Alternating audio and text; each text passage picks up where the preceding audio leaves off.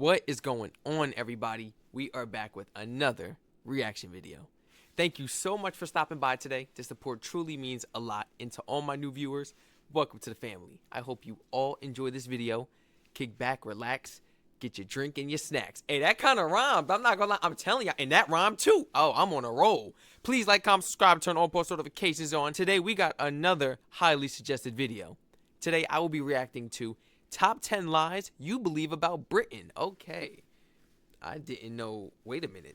Whoa, whoa, whoa. So you mean to tell me that Britain has told some lies? Or are these just lies that I have heard around the world about Britain? Because I thought America was the only one lying to people. I just got some of y'all mad. Just now. All right, let me get into the video. It's time to brush up on your British general knowledge. I'm Ashley with WatchMojo UK, and today we're counting down our picks for the top 10 lies you believe about Britain. Before we begin, we publish new content every day, so be sure to subscribe to our channel and ring the bell to get notified about our latest videos. I'm not one of those gullible Americans, so if Britain is over there telling some lies and people around the world is just believing it and they running with it, that's their fault. They so gullible, but me, not me. If that's the case, if that happens to be, you know, the case, but for this list, we're setting straight those misconceptions you've always believed about this country. Number 10, all swans are property of the Queen. We've all been brought up to believe that all swans belong to the Queen, and therefore harming them or eating them is a big no-no. However, one 5-year-old swan enthusiast wrote to the Queen asking if she could have one, and the response she got surprised us all. A representative wrote back debunking the common misconception that seems to date back to the 12th century. The Monarch actually only owns all unmarked mute swans in open water around certain areas of the River Thames and Windsor. I'm more shocked at the fact that they even responded. Oh, now we're getting somewhere. They responded? Okay, now you talking, man. Now we could do something here. Every year, local children are invited to witness the swan upping event, which helps keep track of the birds. They look different from our swans. Number 9, London is buried under fog. Fog everywhere. So begins Charles Dickens' Bleak House, and yet somehow the reputation has stuck even to this day. Due to the Industrial Revolution during the 19th century, Londoners did see an average of 63 foggy days per year, and in 1952, the Great Smog was said to have killed around 12,000 people. Smoke from the capital's chimneys is being trapped at street level, which is aggravating the fog. Nowadays, you'll actually find that London, or anywhere else in the UK really, doesn't even cut the top 10 foggiest countries around the world, with Grand Banks, Newfoundland, Canada taking the top spot. Once coal fires were banned, London saw less fog, and today it's not as common as you would think. I didn't know it was like that over in Number Canada. 8, Lady Godiva rode naked on horseback. Lady Godiva wasn't just a made-up figure from a Tennyson poem or a delicious brand of chocolate. In Tennyson's versions of events, Lady Godiva rode naked on horseback through the streets of Coventry in response to her husband Leofric's oppressive tax. In reality, there are some sources that suggest that her lord husband requested she do just that, but there is insufficient proof that she followed. Some type of guy he is. How you gonna tell her you? It's some type of woman she. I mean, you guys won't believe if I actually say that I've seen this before in New York City. You see it all the time, except they got paint over their body. But they don't got no clothes on. I don't know how they do it too. It be cold, and they be out there. Like they have clothes painted on them. They have no clothes on. Not even underwear. They have nothing. And the police don't care. The police do not care. They like it, man. They like it. They gotta patrol the city all day and stand there. They gotta see something.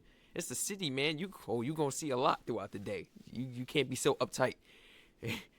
If you react to everything you see in the city, man, you might lose your life, or you're gonna hate your job. You're gonna hate your job. Yeah. Through, with most historians insisting that it never happened. This story only started making the rounds around 100 years after her death, and by a monk whose storytelling didn't always adhere to the truth. Number 7, Great Britain, the UK, and England as synonyms. For England, James? No. For me. Getting this wrong is a surefire way to make enemies across the UK.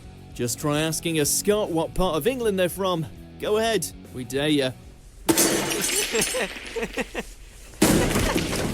Great Britain is an island made up of England, Scotland and Wales. Great Britain and Northern Ireland together make up the United Kingdom. Emphasis on the Northern, yes, that's another border you don't want to mix up.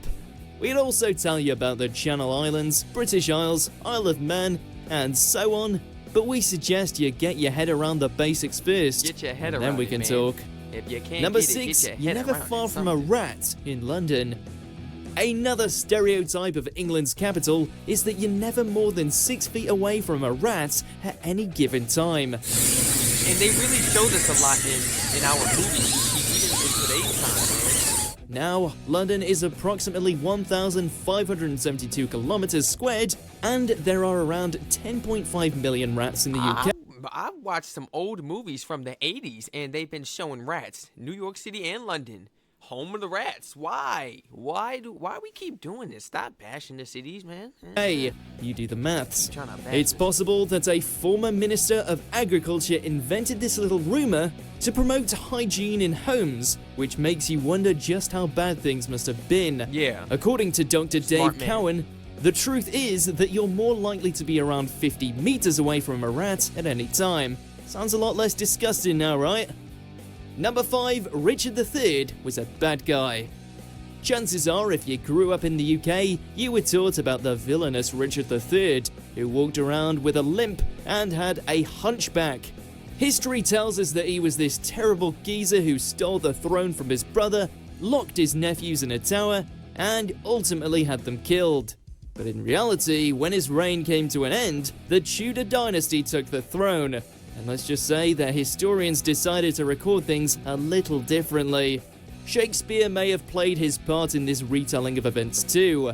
There's taking creative license, and then there's completely rewrite history. A horse! My kingdom for a horse!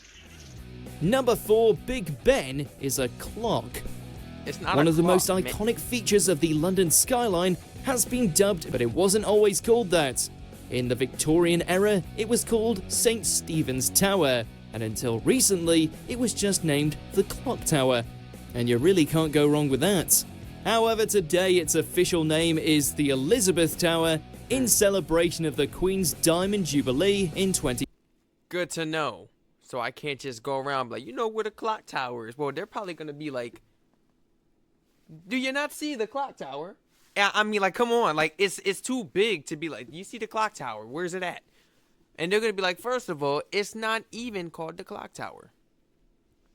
It's not called that no more. 2012. But as interesting as this is, it's all superfluous for the discussion at hand.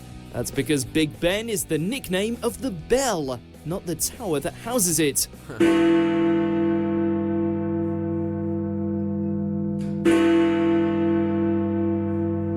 That's neat. Number 3, the Great Fire of London ended the plague.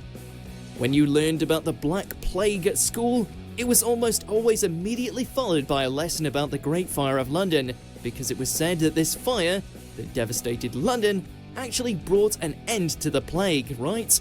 Well, no, not really. The fire only burned up about a quarter of urban London, with the worst areas affected by plague, Whitechapel, Clerkenwell, and Southwark getting through it with barely a singe. By the time the fire started, deaths from plague were already on the decline, but once the fire was over, it was still not extinct. Number 2, the royal family always lives in Buckingham Palace. Like, how can a fire stop a virus, a severe virus like that? No. Crowds swarm Buckingham Palace every year in the hope of seeing the changing of the guards, or better yet, a member of the royal family leaving the palace to run some royal errands. The only problem is, none of the royal family live full-time in Buckingham Palace. It's more like the Queen's office and a nice venue for special events. Very heavy. Smart people. Yes.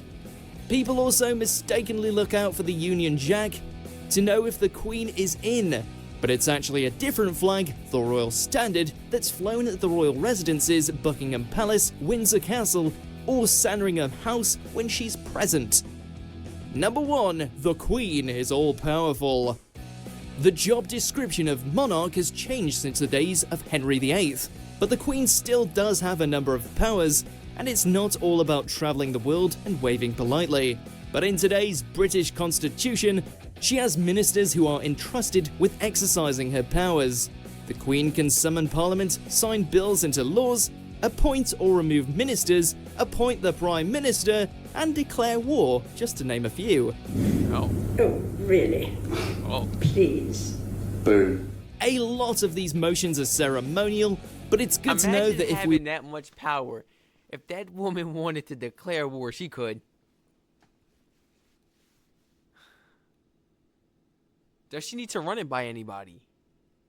Because Trump right there, he needs to run it by someone if he wants to declare war. To make sure that it's a legitimate reason. Or can she just be like, no, we're going to war, push the button, let's go. Send all the jets up, here we go. We're going in. Because that is brutal. we were ever on the verge of war, the Queen has the power to pull that plug. Oh.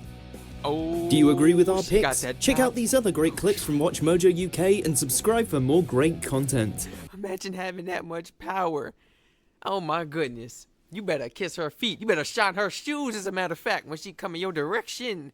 Shine her shoes. She got too much power. Our presidents don't even got that much power over here. Man, they come up with a decision. They gotta get it passed. They gotta go through a whole bunch of steps, man. Other people gotta review it.